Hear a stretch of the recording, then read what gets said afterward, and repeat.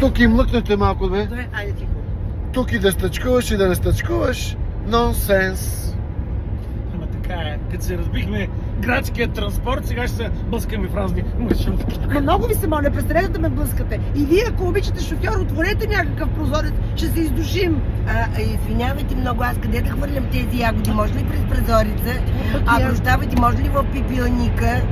И пепелник няма. Аре мъкни ма, Лелче, аре мъкни ма. Я те чучам тук пред тея път. Няма да ми викаш, Лелче, дебил. Лелче, ще викаш на майка си.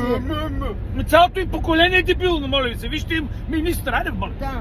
Не стига, че им живее, ами ще им тъскува, майде, не. Да. Хора, не се шашкайте. Репетираме си, докато пътуваме. Играем от 15 години едно страхотно представление маршрутка. И още не може да му запомните. И си учим текста. Така че, идвайте да ни гледате, защото е смешно.